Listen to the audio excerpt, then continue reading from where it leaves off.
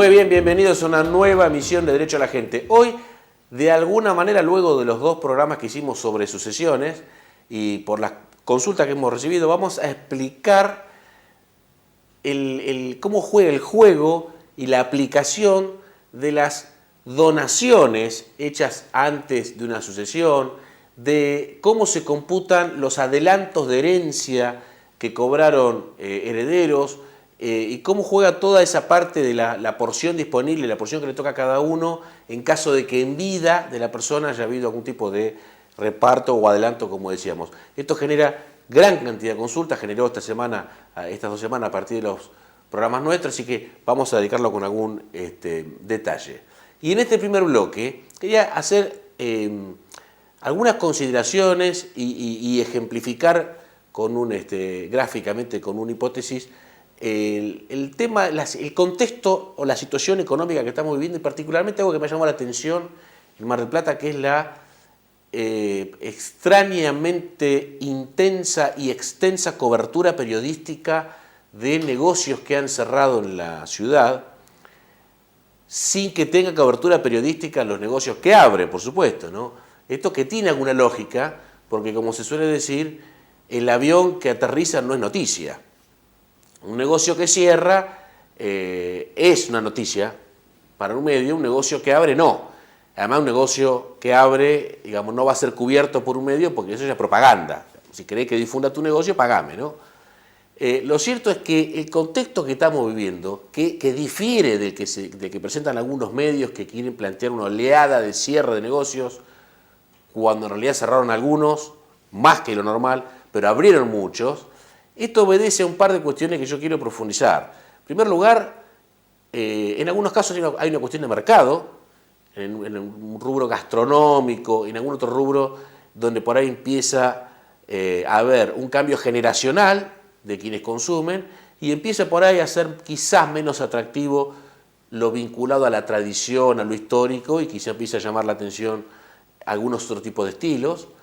Pero además, un punto en el que me permito insistir es que seguimos, y vamos a seguir un tiempo, recuperándonos de la catástrofe económica del kirchnerismo, sobre la cual yo no me quiero ir y no quiero caer en esto de que, bueno, ya pasaron 2 años, porque estructuralmente el problema, el gran despelote económico que se ha generado va a llevar mucho más tiempo, si bien se ha más o menos encaminado, porque venimos, y a esto apunto, de una economía extremadamente intervenida, demagógica, con un consumo fomentado artificialmente, y esto, digamos, tomando algún ejemplo de alguien, lo quiero graficar, creo que se puede entender bien si pensamos lo siguiente. Supongamos un pequeño restaurante que tenga 10 empleados, vamos a hacer un número muy redondo y reciba 50 personas al día, que gaste 200 personas cada una.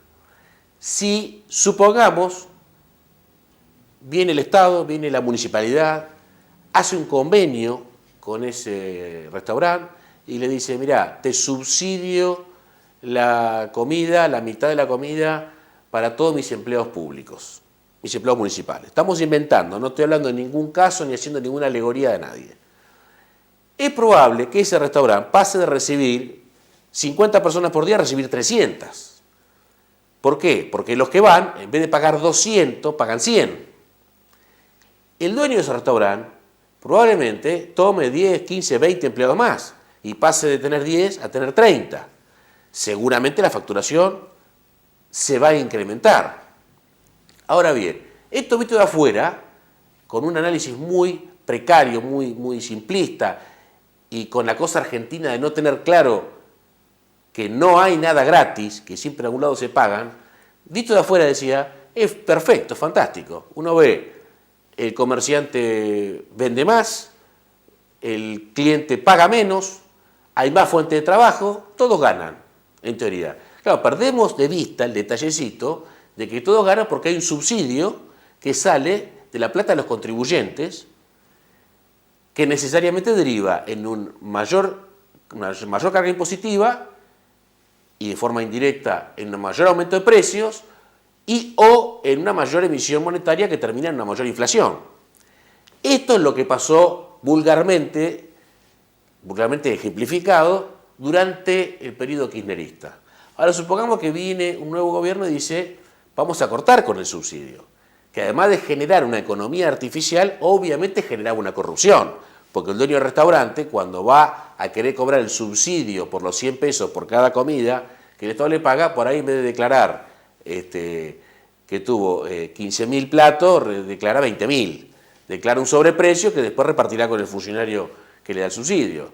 Supongamos entonces que viene un gobierno y dice, bueno, cortamos el subsidio. Ahora el que quiera ir a comer, en vez de 100 pesos va a tener que pagar los 200 pesos que corresponden. Y es muy probable que la mayoría de los que iban a comer dejen de ir a comer. Porque lógicamente, ahora van a tener que pagar el mismo precio que deberían pagar o deben pagar en cualquier otro restaurante, con lo cual se dispersan o directamente van a comer en la casa. Esto va a hacer que el dueño del restaurante obviamente facture mucho menos. Esto va a hacer que el dueño del restaurante tenga que despedir gente. Esto va a afectar a proveedores, porque por ahí el dueño del restaurante tenía una cuenta corriente con el que le vendía mozzarella, el que le vendía cualquier tipo de producto, que ahora no va a poder cumplir, entonces indirectamente se afecta a terceros. De modo que, frente a este panorama, visto de afuera, uno dice, esta política está todo mal, porque desde que subió este tipo, hay gente que perdió trabajo, hay clientes que pagan más, porque ese tipo que pagaba 100 pesos y ahora paga 200, tiene 3.000 pesos más, y contamos los 30 días del mes, 3.000 pesos más de gasto por mes. Entonces el cliente está peor, el dueño del negocio está peor y los empleados están sin trabajo. Está todo mal, esta es la imagen. Sin embargo, eso es lo correcto. A nadie le puede caber duda de que eso es lo correcto y de que el restaurante o el negocio que sea tiene que ganar o perder plata en función de la relación genuina que tenga con sus clientes, de la buena o mala calidad del producto, del mejor o peor precio. Bueno, esto es lo que está pasando en Argentina. Y esta transición, este reacomodamiento, va a llevar tiempo. ¿Por qué?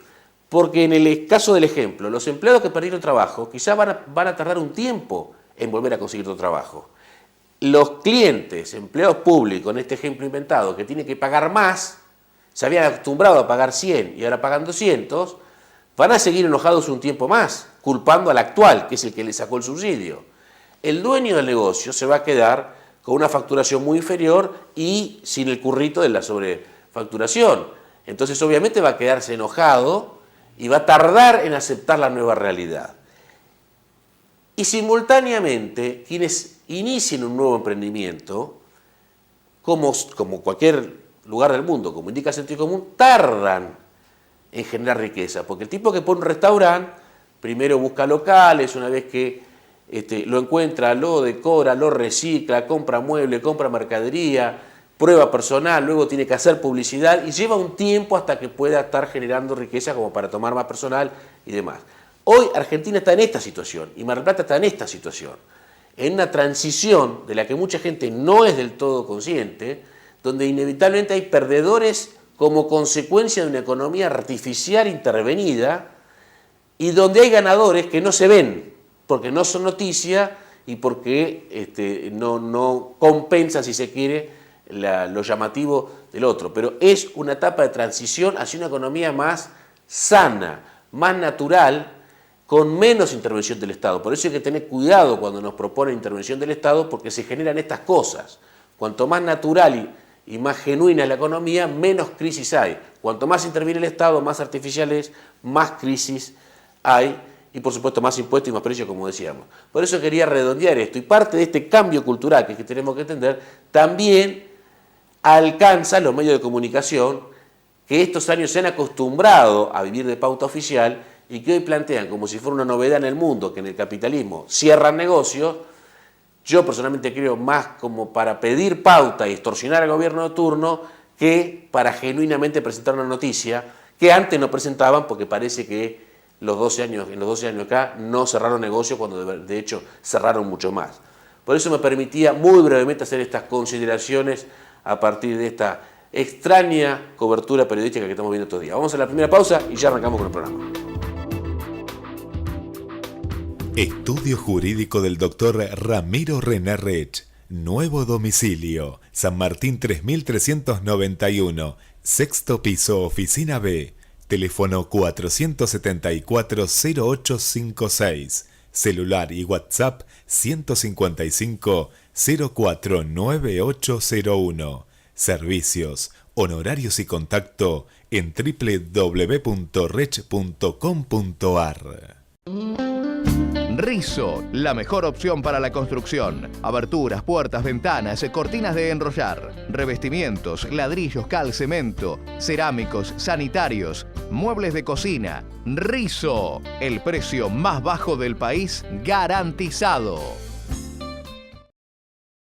Fábula Resto Bar, un lugar para almorzar con colegas, con menú ejecutivo accesible, merendar con amigos, con riquísimas tortas europeas y tener una cena romántica a la luz de las velas. Vení a disfrutar nuestros exquisitos sabores europeos a la esquina de Mitre y Belgrano. Reservas al 494-6747. Vení a Fábula.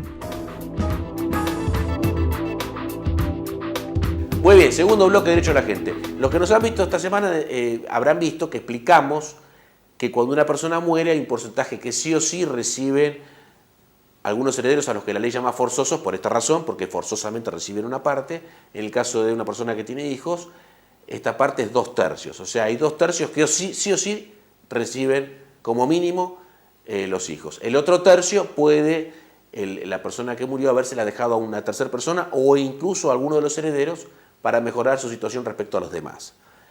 Esto brevemente. Ahora bien, una gran discusión, gran y muy frecuentes discusiones, se presentan cuando en vida el que murió le donó algo a uno de sus herederos o le dio algún tipo de beneficio a alguno de sus herederos y los demás herederos se lo quieren computar, ¿no? Papá te regaló el terreno, papá te regaló el departamento, papá te pagó esta deuda, papá te adelantó la plata para el crédito, para el negocio. Y esto, obviamente, y como consecuencia de la rigidez que tiene la ley con las partes mínimas, genera todo un lío.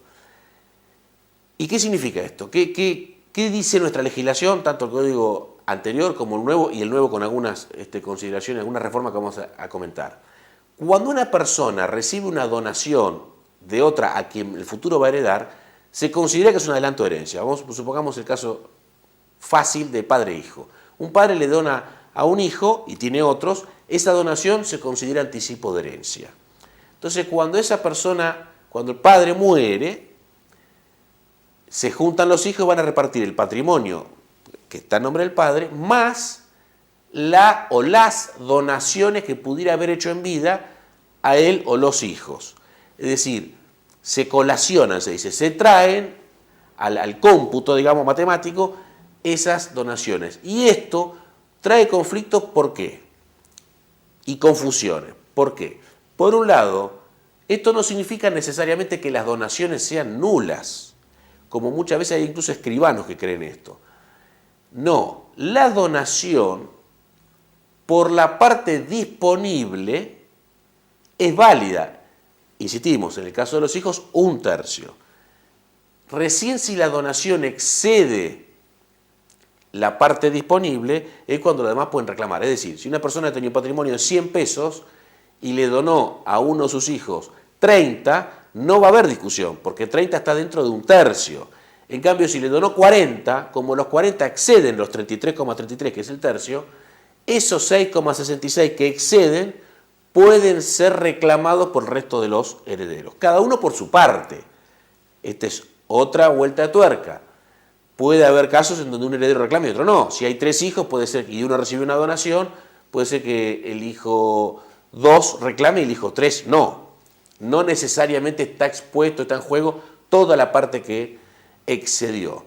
Ahora bien, el nuevo Código Civil incorpora todo este mecanismo que ya de por sí genera grandes discusiones, no solamente las donaciones que pudo haber hecho en vida el muerto, sino cualquier beneficio que haya dado.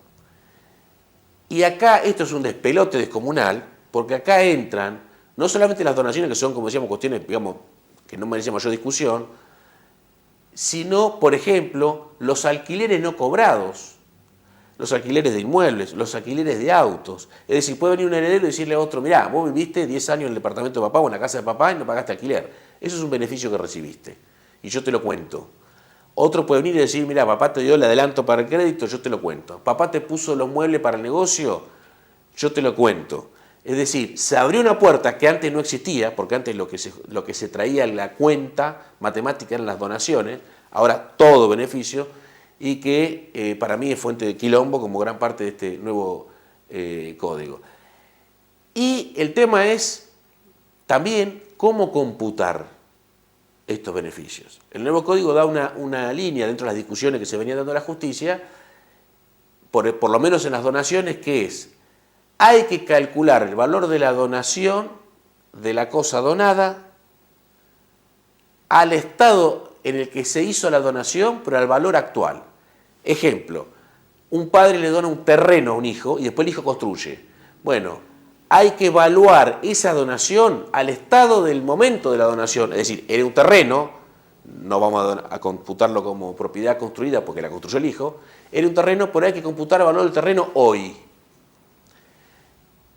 Y en función de eso luego sacar los cálculos y ver si excede o no la parte disponible. Esta opción judicial, esta posibilidad de hacer juicio por el excedente de la parte disponible, también alcanza a terceros. Es decir, si en el medio alguno que recibió una donación, algún heredero vendió, se puede ir incluso contra terceros, lo cual ha generado grandes líos, y sobre esto también hay una reforma muy importante del nuevo código, que se la voy a comentar después de la pausa, pero muy importante porque puede traer grandes cambios. Vamos a la pausa y redondeamos esta idea.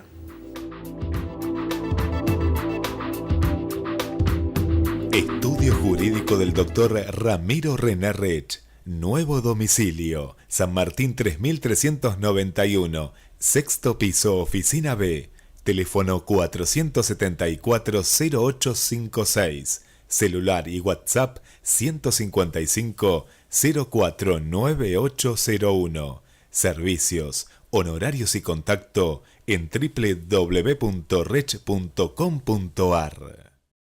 Fábula Resto Bar, un lugar para almorzar con colegas, con menú ejecutivo accesible, merendar con amigos, con riquísimas tortas europeas y tener una cena romántica a la luz de las velas. Vení a disfrutar nuestros exquisitos sabores europeos a la esquina de Mitre y Belgrano. Reservas al 494-6747. Vení a Fábula. Muy bien, tercer bloque de Derecho a la Gente. Como decíamos en el final del bloque pasado, nueva reforma, todo este lío del Código Civil, es que todas estas vías judiciales que estamos contando para ir a reclamar el excedente en una donación del porcentaje libre, de libre disponibilidad, no corresponden, no caminan, digamos, cuando el donatario, que es el que recibió la donación, o el que le adquirió al donatario, tuvo la posesión por lo menos 10 años. Esto traducido, ¿qué significa? Si un padre le dona una propiedad a un hijo, pasan los 10 años, incluso en vida del padre, y después de los 10 años se muere, el otro hijo o los otros hijos no van a poder venir a reclamar sobre eso. Esto ya genera muchas discusiones, porque en lo que es la doctrina jurídica muchos dicen, lo que significa esta nueva regulación en los hechos es un atajo, una reducción de la parte disponible, una forma de aumentar por encima del porcentaje que establece la ley, la parte de uno de los herederos. ¿Qué dice la otra parte? La que fundamenta que esté esto y por qué está bien. Esto es necesario para dar seguridad jurídica. ¿Por qué? Porque si no ponemos una cantidad de años, puede ocurrir que alguien recibe una donación, le vende a un tercero y ese tercero 25 años después se tiene que comer un juicio porque 25 años después murió el padre del que le donó. Cosa que pasa, que con el Código Viejo pasaba.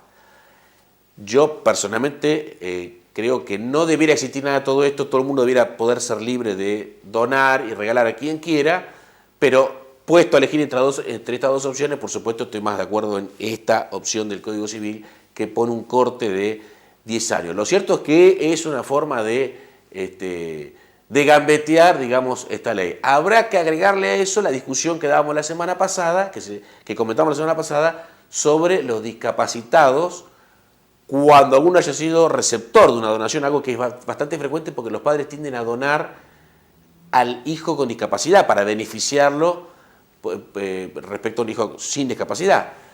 Y ahí vamos a tener discusiones, como decíamos la semana pasada, sobre qué es o no discapacidad, y si hay discapacidad se amplía la parte disponible o la parte para mejorar, para ser más técnico, y se reduce la parte del reclamo.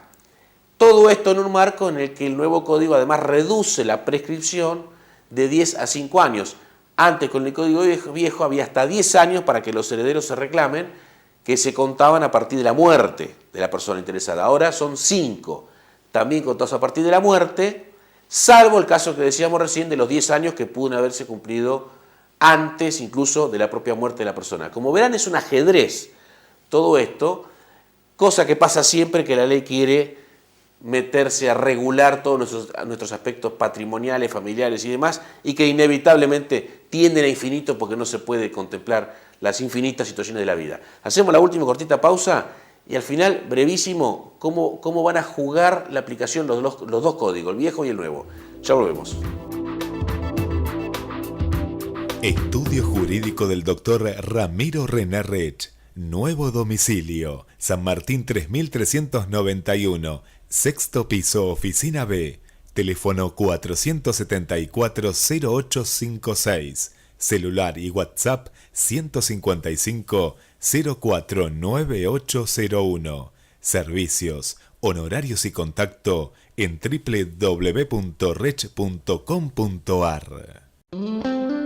Rizo, la mejor opción para la construcción. Aberturas, puertas, ventanas, cortinas de enrollar, revestimientos, ladrillos, cal, cemento, cerámicos, sanitarios, muebles de cocina. Rizo, el precio más bajo del país garantizado. Muy bien, cuarto y último bloque de Derecho a la Gente. Les habíamos prometido el bloque pasado cómo juega, cómo se aplica el código viejo, el código nuevo, cómo es la transición jurídica. En el caso particular de las sucesiones, más allá de la regla general de que las leyes no son retroactivas en el tiempo, salvo excepciones, en el caso de las sucesiones rige la ley vigente al momento de la muerte de la persona. Esto significa que si hay discusiones entre herederos de una persona que murió antes del 1 de agosto del 2015, y doy esta fecha porque es la fecha en que empezó a regir el nuevo código, puede haber discusiones, y seguramente va a haber discusiones, entre la aplicación del código viejo y del código nuevo. Concretamente, las principales reformas que hemos contado en estos programas son el aumento de la parte disponible con el código viejo, por ejemplo, en el caso de un muerto con hijos, era el 20% lo que se podía libremente disponer, ahora es el 33,3%. La prescripción que contábamos, concretamente esta nueva opción o nueva estipulación del código nuevo de que transcurridos 10 años de una donación no se puede discutir. Las personas con discapacidad, que en el código anterior no eran contempladas, especialmente en el código nuevo, tienen la posibilidad de una mejora adicional. Hasta la forma en los testamentos y alguna cuestión que se nos puede estar escapando, pero con estas hay para divertirse.